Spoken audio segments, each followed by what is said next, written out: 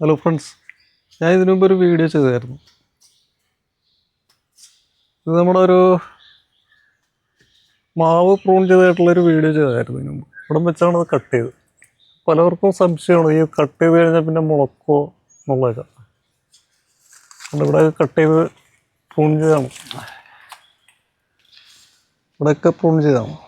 അതിനുശേഷം ഇതിന് മുള വന്നാണ്ട് കുറേ മുളയാ വന്നത്.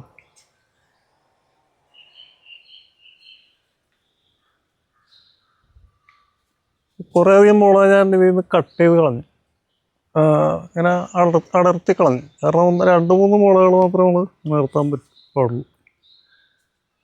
അതുപോലെ ഇത് പിസ്തയാണ്. പിസ്ത അതുപോലെ തന്നെ പ്രൂൺ ചെയ്ത് വെച്ചിരിക്കുന്നു. പിസ്ത എന്ന് പറഞ്ഞാൽ നഴ്സറിയിൽ നിന്ന് വന്നത്, പക്ഷെ അത് മലബാർ കാഷ്നട്ട അങ്ങനെ എന്തോ ആണ് അറിയപ്പെടുന്നത്. അത് വെട്ടി നിർത്തുന്ന കാരണം ഡ്രമ്മിൽ വെച്ച് ചെയ്യുന്നു. മാവും ഡ്രമ്മിൽ തന്നെ വെച്ച് ചെയ്യുന്നു.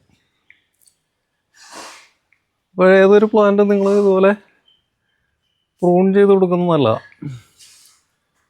പ്ലാവ് എൻ്റെ മോൾഭാഗം പ്രൂൺ ചെയ്തിട്ടുണ്ട്. എന്നിട്ട് പ്ലാസ്റ്റിക് കൊണ്ട് കെട്ടി വെച്ചിരിക്കുന്നു, വെള്ളം ഇറങ്ങാതിരിക്കുക. അതൊന്നും ഡ്രമ്മിൽ തന്നെ വെച്ച് ചെയ്യുന്നു. ഇതിനു മുമ്പ് ഒരു വീഡിയോ ചെയ്തിട്ടുണ്ടായിരുന്നു, ഇതിൽ നിന്ന് ചക്ക വിളവെടുത്ത് ഞങ്ങൾ കഴിക്കുന്നതായിട്ട്.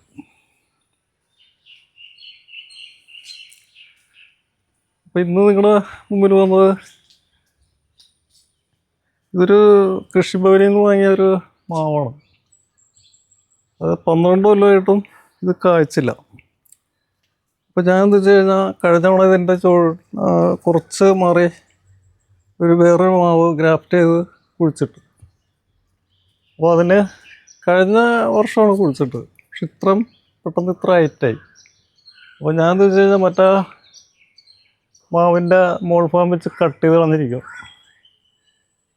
കാരണം മാങ്ങ 12 കൊല്ലമായിട്ട് മാങ്ങ ഉണ്ടാകണമെങ്കിൽ പിന്നെ നമ്മൾ വെച്ചിട്ട് കാര്യമില്ല.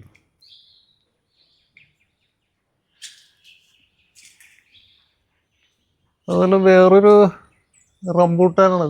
അതും അതിൻ്റെ മുകളിൽ വെച്ച് കട്ട് ചെയ്തിരിക്കും, കട്ട് ചെയ്ത് നിർത്തിയിരിക്കുകയാണ്. ഈ കട്ട് ചെയ്തതിന് ശേഷം നമുക്ക് അവിടെ നിന്ന് വീണ്ടും മുളകൾ വരും, അധികം മുളകൾ വരും.